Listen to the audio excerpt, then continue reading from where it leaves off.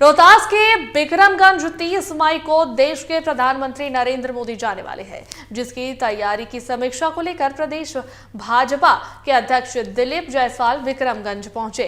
स्थानीय कार्यकर्ताओं के साथ बातचीत की। इस दौरान आयोजित बैठक में उन्होंने प्रधानमंत्री के कार्यक्रम की तैयारी को लेकर समीक्षा किया। बाद में उन्होंने कहा कि लगभग 3 लाख लोग प्रधानमंत्री जी को सुनने आएंगे।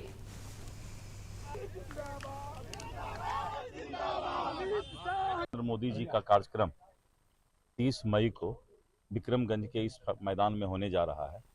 लाखों की संख्या में लोग 6 जिला से आएंगे और विशेष करके 4 जिला भोजपुर, रोहतास, कैमूर, सासाराम से लाखों की संख्या में लोग आएंगे। और ऑपरेशन सिंदूर के बाद प्रधानमंत्री जी पहली बार बिहार आ रहे हैं और बिहार के लिए काफ़ी सौगात भी लेकर आ रहे हैं, तो काफ़ी भीड़ रहेगी। उसी को बैठक में हम लोग आज ये विचार किए कि कैसे क्या तरीका निकाला जाए कि भीड़ को ट्रैफिक का सामना नहीं करना पड़े और अच्छे तरीके से कार्यक्रम हो जाए। कितने लोग आएंगे सर? करीब हमें लगता है 3 लाख से ज़्यादा लोग आएंगे। बीजेपी की ओर से लखीसराय में जिला कार्य समिति की बैठक आयोजित की गई। इस दौरान डिप्टी सीएम विजय कुमार सिन्हा ने नेता प्रतिपक्ष तेजस्वी यादव पर बड़ा हमला करते हुए उन्हें जंगल राज का युवराज की संज्ञा दी। उन्होंने कहा कि सोने के चम्मच लेकर जन्म लेने वाले तेजस्वी यादव सत्ता की व्याकुलता में किसी भी हद तक जा सकते हैं। जातीय उन्माद फैलाना, तुष्टीकरण कर सामाजिक सद्भाव बिगाड़ना उनकी नियति में है। ऐसे संकीर्ण मानसिकता के लोगों के सपने कभी पूरा होने वाले नहीं है।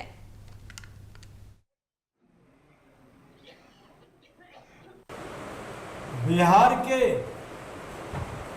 जंगल राज के युवराज, सोने के चम्मच लेकर जन्म लेने वाले, परिवारवाद की जमींदारी बढ़ाने के भाव से सत्ता की व्याकुलता में किस स्तर तक गिर सकते हैं, बिहार की जनता देख चुकी है। ये जातीय उन्माद फैलाएंगे, तुष्टीकरण की राजनीति में सामाजिक सद्भाव बिगाड़ेंगे, अपराधी और भ्रष्टाचारी को संरक्षित करके सत्ता के गलियारे में भय पैदा करेंगे और जो इनके भय से नहीं दबेगा उसको डिमोरलाइज करने का प्रयास करेंगे। तेजस्वी यादव ने आज एक पोस्टर शेयर कर बिहार की नीतीश सरकार पर निशाना साधा है। अब उसको लेकर सियासत शुरू हो गई है। बिहार बीजेपी के नेता प्रभाकर मिश्रा ने इस पूरे मामले पर तेजस्वी यादव पर निशाना साधा। उन्होंने कहा, पैरोडी कर जनता को नहीं लुभा सकते हैं। उनके पिता के शासनकाल में बिहारी गाली बन गई थी, कानून व्यवस्था चौपट थी। राजनीति का अखाड़ा कोई कवियों का मंच नहीं है जहां पैरोडी करके सत्ता हासिल की जा सके। जिनमें स्वयं छेद ही छेद है, जिनका इतिहास दागदार है, जिनकी छवि घोटालेबाज की है और जो कोर्ट में अपराधी साबित हैं, वैसे श्रीमान लालू प्रसाद जी के पुत्र नेता प्रतिपक्ष तेजस्वी यादव जी अब पैरोडी कर जनता को लुभाने में लगे हैं। सच पूछे तो यह पैरोडी उनके ही माता पिता के शासनकाल की सच्चाई को दिखाती है। कैसे बिहारी पलायन को मजबूर हुआ, कैसे बिहारी शब्द गाली बना, कैसे काम धंधे चौपट किया। जेडीयू के पूर्व राष्ट्रीय अध्यक्ष आरसीपी सिंह जनसुराज में शामिल अपनी पार्टी एएसए का भी जनसुराज में विलय कर दिया है। करीब 7 महीने पहले उन्होंने आप सबकी आवाज एएसए नाम से अपनी पार्टी की शुरुआत की थी। पूर्व केंद्रीय मंत्री आरसीपी सिंह ने बड़ा राजनीतिक फैसला लिया है। आरसीपी सिंह भारतीय प्रशासनिक सेवा के अधिकारी और केंद्रीय मंत्री रह चुके हैं। आरसीपी सिंह 1984 बैच के उत्तर प्रदेश कैडर के आईएएस अधिकारी थे। जनसुराज के संस्थापक प्रशांत किशोर की मौजूदगी में पूरी हुई है प्रक्रिया।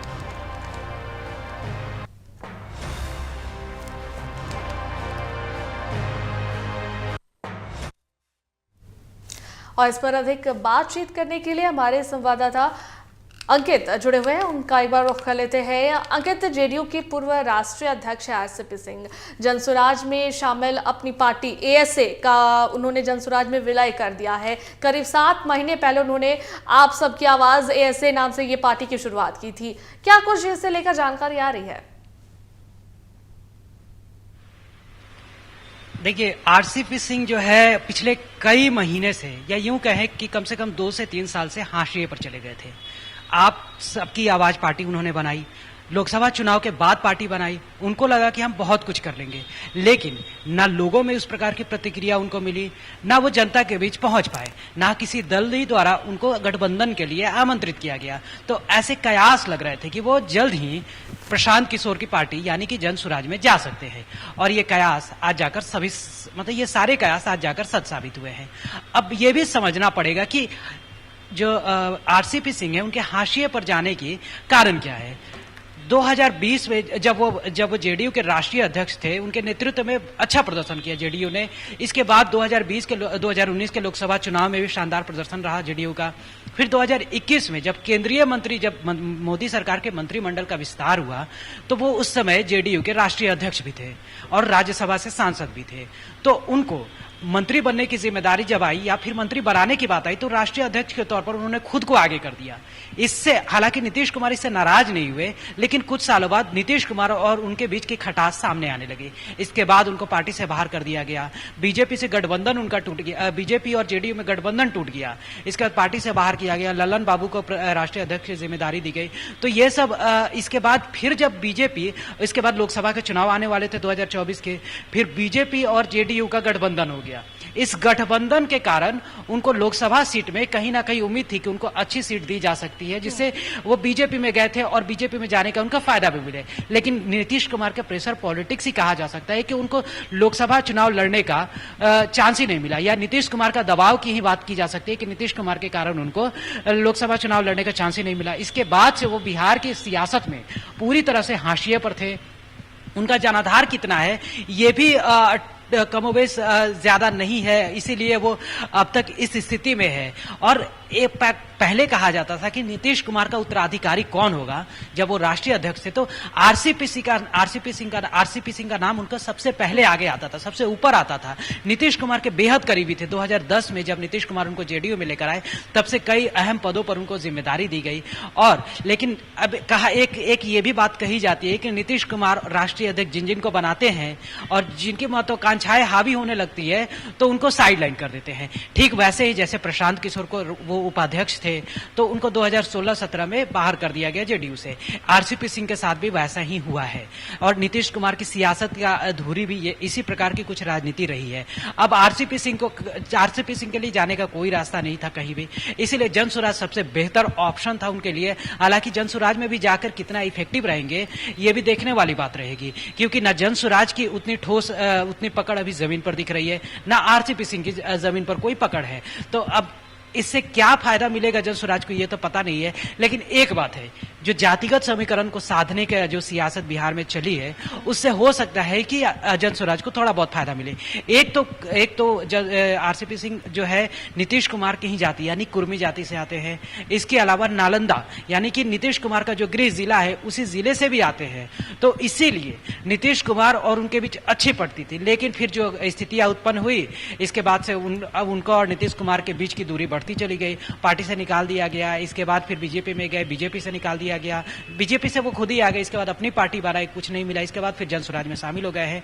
और जन स्वराज में शामिल होने के बाद से अब देखने वाली बात रहेगी। पर वैसे तो प्रशांत किशोर दावा करते हैं कि 243 सीट पर वो चुनाव लड़ेंगे। आरसीपी सिंह को क्या भूमिका रहेगी ये भी अभी देखने वाली बात रहेगी, और आरसीपी सिंह कितना इफेक्टिव रहते हैं ये भी देखने वाली बात रहेगी। हालांकि अगर बीजेपी में अभी रहते तो हो सकता था कि आने वाले कुछ सालों में बीजेपी उन्हें कुछ बड़ा पद देती थी, लेकिन इस बार उन्होंने अपनी पार्टी का विलय ही जन स्वराज में कर दिया। गठबंधन भी करते तो वो एक अलग बात थी, लेकिन उन्होंने विलय किया है। वो उनके पास ऑप्शन था आरजेडी में भी जाने का, लेकिन पता नहीं आरजेडी के साथ भी उनके रिश्ते कुछ खासा अच्छे नहीं रहे हैं शुरुआती दौर में, कहा जाता है ऐसा, क्योंकि नीतीश कुमार के जब करीबी थे तो बहुत आरजेडी को भी डेंट किया था उन्होंने। जी बिल्कुल। चलिए अंकित, बहुत बहुत धन्यवाद तमाम जानकारियां देने के लिए। इधर खबरों में आगे बढ़ते हैं। बिहार विधानसभा चुनाव को लेकर पार्टियों की तैयारी तेज है। सभी पार्टियों ने अपने अपने स्तर से तैयारियां शुरू कर दी है। एनडीए खेमा भी लगा है अपनी रणनीति तय करने में। एनडीए में शामिल केंद्रीय मंत्री चिराग पासवान को लेकर पोस्टर लग रहे हैं। पटना की सड़कों पर एलजेपी की ओर से लगाए गए हैं पोस्टर। चिराग के स्वागत के लिए बिहार तैयार है, लिखा गया है पोस्टर में। एक तरफ पोस्टर में चिराग की ताजपोशी की गई है। बिहार कर रहा है ताजपोशी का इंतजार का भी जिक्र। दंगा ना बवाल चाहिए बिहार का सीएम चिराग चाहिए की भी उल्लेख की गई है पोस्टर में।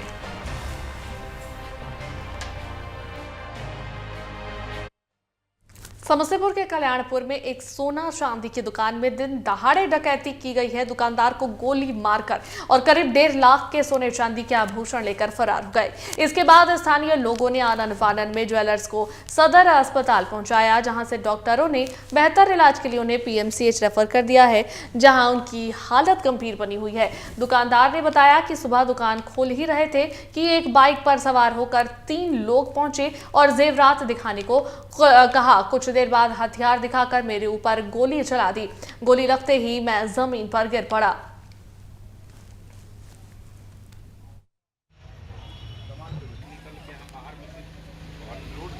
देखिए, ये बर्तन की दुकान है और साथ में जो है चांदी भी बेचते हैं, और इसमें जो है वो फूल सिंह जी जो हैं वो दुकान पे थे, फूल शाह, और ये लगभग 11:30 से 11:45 के आसपास की घटना है आज। और पुलिस के द्वारा जो है वो तत्काल घटनास्थल पर आकर घटनास्थल का निरीक्षण किया गया है, और अभी तक जो बयान आया है उनका भी बयान रिकॉर्ड किया गया है, और उनके द्वारा बताया गया कि 3 की संख्या में अपराधी आए थे और जो है लूटपाट के मकसद से आए, और इनके द्वारा विरोध किया गया तो इनकी जांघ पे गोली चला दी गई, और उनके द्वारा बताया जा रहा है कि लगभग 1.5 लाख से 2 लाख के आसपास का उनका सामान ले गए हैं। लॉकर नहीं खोल पाए, लेकिन जो बगल में एक और भागलपुर मृत्यु भोज में हथियार का प्रदर्शन कर रहे कुख्यात बदमाश शंकर यादव को पुलिस ने गुप्त सूचना के आधार पर गिरफ्तार कर लिया। बीती रात शंकर यादव एक मृत्यु भोज में शामिल होकर हथियार के साथ प्रदर्शन कर रहा था, जिसके बाद ग्रामीणों ने इसकी सूचना पुलिस को दे दी। सूचना मिलते ही पुलिस टीम मौके पर पहुंची और उन्हें धर दबोचा। पूरा मामला भवानीपुर थाना क्षेत्र के बल्हा गांव का है।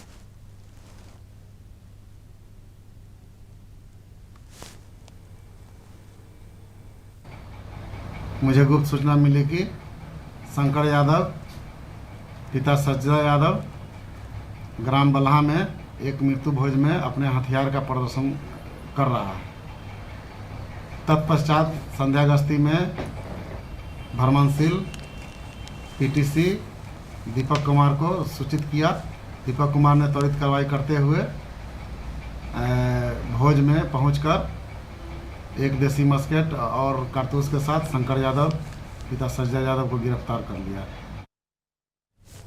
बगहा वाल्मीकि टाइगर रिजर्व के भेड़िहारे वन क्षेत्र में शनिवार रात फॉरेस्टर नवीन कुमार की विदाई पार्टी अचानक पुलिसिया कार्रवाई में तब्दील हो गई।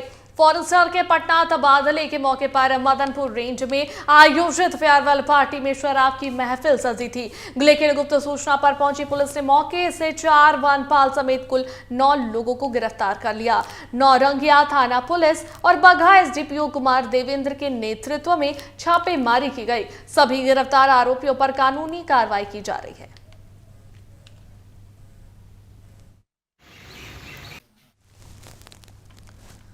तो बता दें आपको कि बगहा में 4 वनपाल समेत 9 लोग हिरासत में लिए गए हैं। फेयरवेल पार्टी में शराब की महफिल सजी थी। 4 वनपाल समेत 9 लोग हिरासत में लिए गए हैं।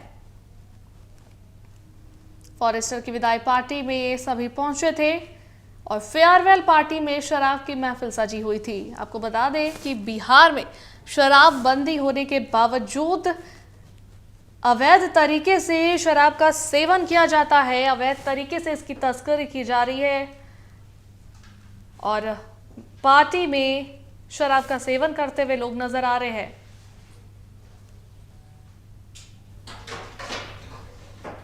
और इस पर अधिक जानकारी के लिए हमारे संवाददाता जुड़ गए हैं फोन लाइन पर, उनका रुख करेंगे। क्या कुछ जानकारी मिल रही है? देखिए, बिहार में शराब बंदी है, उसके बावजूद भी धड़ल्ले से जो है शराब का सेवन किया जाता है। पार्टी में शराब का सेवन करते हुए लोग भी काफी बार पकड़ाते हुए नजर आते हैं और इस बार फेयरवेल पार्टी में शराब की महफिल सजी हुई थी। क्या जानकारी मिल रही है इसे लेकर?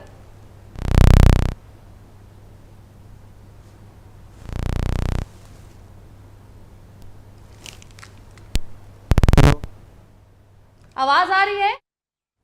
अब आ रही है उसी में जी, अब देखिए यहाँ पर फेयरवेल पार्टी में शराब की महफिल सजी हुई थी, जबकि बिहार में शराब बंदी है, उसके बावजूद भी धड़ल्ले से जो है शराब का सेवन किया जा रहा है। और ये जो मामला निकलकर सामने आया है, 4 वनपाल समेत 9 लोग हिरासत में भी लिए गए हैं। क्या कुछ पूरा मामला है? जी बता दें आपको कि बगहा में पुलिस ने 4 वनपाल के साथ अन्य लोगों को भी गिरफ्तार किया है। पूरी जानकारी आपको बता दें कि फॉरेस्टर नवीन कुमार के फेयरवेल पार्टी में शराब की महफिल सजी हुई थी, जिसके बाद इसकी सूचना बगहा एसडीपीओ कुमार देवेंद्र को मिली, जिसके बाद पुलिस ने मौके पर पहुंची और शराब की बोतलें के साथ 4 वनपाल के लोगों के और अन्य 3 लोगों को गिरफ्तार किया गया है। बता दें आपको कि मद्य निषेध अधिनियम के तहत प्राथमिकी दर्ज कर इन लोगों को जेल भेज दिया गया है। चलिए, बहुत बहुत धन्यवाद तमाम जानकारियों के लिए अमित।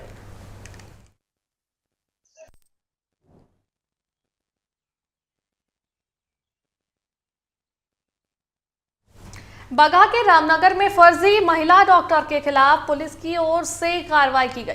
इस दौरान पुलिस टीम पर हमला किया है। अर्जुन नगर नेपाली टोला में उषा सिंह नाम की फर्जी महिला डॉक्टर अपने घर में धड़ल्ले से गर्भवती महिलाओं का डिलीवरी कराती थी, लेकिन इलाज के दौरान जच्चा बच्चा की मौत हो गई, जिसे लेकर परिजनों ने शिकायत की। इस मामले में पुलिस ने फर्जी महिला डॉक्टर और उसकी बहू को गिरफ्तार किया है, जबकि छापेमारी के दौरान उसके घर से 21 लाख नकदी, 4 शराब की बोतल और 5 बाइक भी जब्त किया है।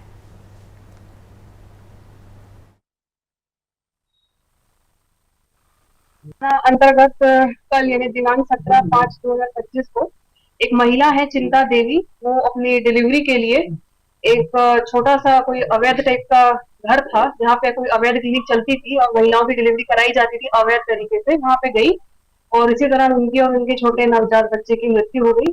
इसी सूचना पुलिस को मिली। पुलिस इसके तुरंत बाद ही वहां गई और इसमें देखा गया कि उषा सिंह नाम की महिला है, उनकी पतोहू है महिमा कुमारी और उनके पुत्र है अंबुज कुमार उर्फ झुन्नू।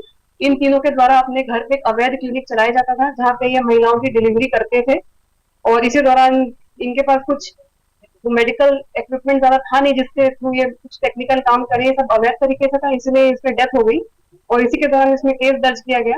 इसके पश्चात जो महिला थी उषा कुमारी, ये पुलिस और इनकी जो पतोहू है महिमा कुमारी, उषा सिंह और पतोहू महिमा कुमारी, ये दोनों पुलिस पे हमला करने लगे, मिर्ची फेंकने लगे, कुछ डंडे वंडे फेंकने लगे, तो फिर इनको गिरफ्तार किया गया और गिरफ्तार करने के बाद जब घर की जांच की गई तो घर पे 4 दारू की बोतल है जो कि 1.875 लीटर की दारू पकड़ाई गई। इसके अलावा 21,14,607 रुपए का कैश मिला गया जो कि बहुत बड़ी रकम है इनके घर से। इनके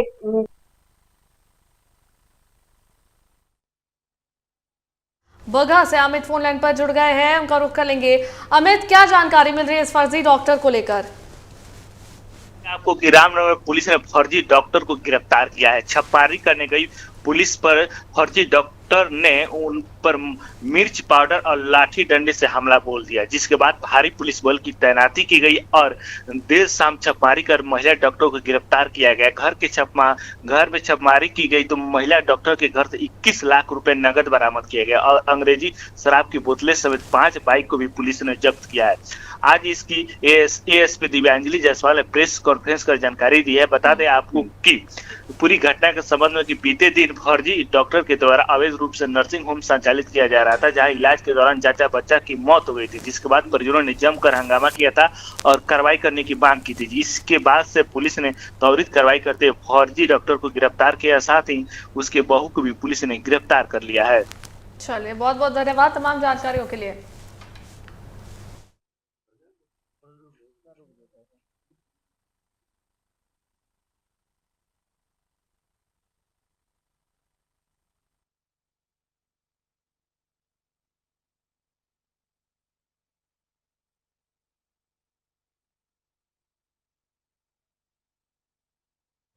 बिहार के नवादा में पुलिस ने बलात्कार के एक मामले में फरार चल रहे आरोपी के घर इश्तेहार चस्पा किया है। एसपी अभिनव धीमान के निर्देश पर यह कार्रवाई की गई है। नगर थाना की एसआई पूजा कुमारी ने बताया कि न्यायालय के आदेश पर यह कार्रवाई की गई है।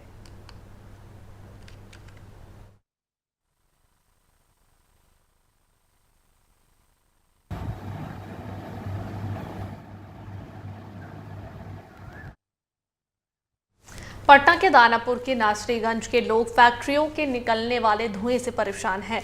अब इसी को लेकर उनका गुस्सा फूट पड़ा।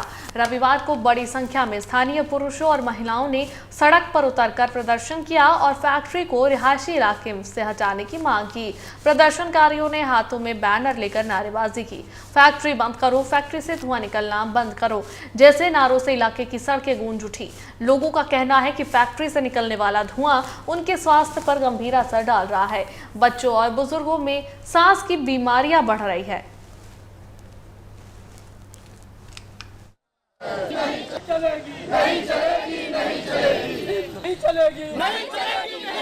ये फैक्ट्री वाला सब इतना धुआं छोड़ता है कि ये दिन से ज़्यादा रात में धुआं छोड़ता है। हम लोग घर में धुआं हो जाता है सब, और हम लोग खेलने नहीं बाहर निकल पाते, इतना धुआं है। छत पे जाना बहुत मुश्किल हो जाता है। पढ़ाई लिखाई कैसे होती है?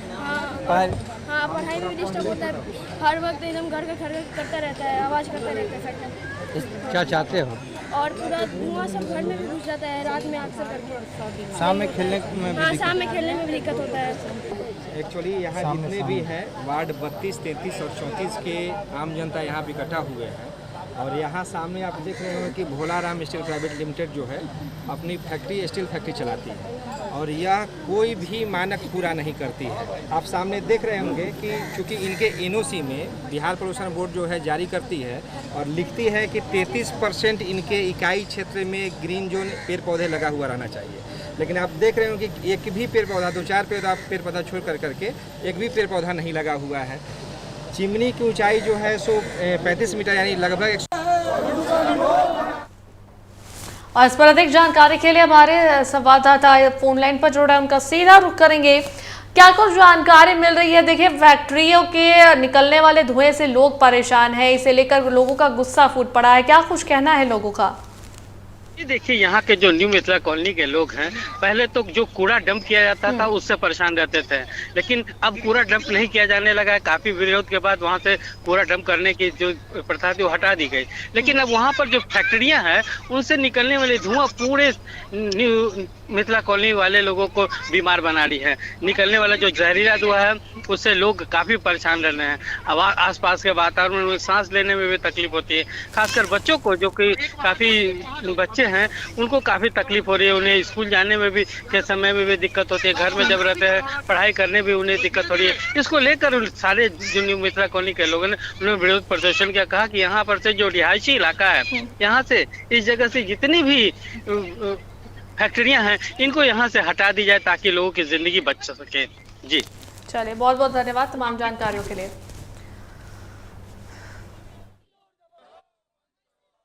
पूर्व मंत्री और मधुबनी विधायक समीर कुमार महासेठ की अनुशंसा के आलोक में मुख्यमंत्री समग्र शहरी विकास योजना के अंतर्गत नगर निगम में कुल 29 योजनाओं की स्वीकृति मिली है। इस योजना से अगले माह से कार्य आरंभ किया जाएगा। वहीं इससे स्थानीय लोगों में खुशी की लहर है। पूर्व उद्योग मंत्री समीर महासेठ ने प्रेस को संबोधित करते हुए कहा कि शहर में जल जमाव का मुख्य कारण है।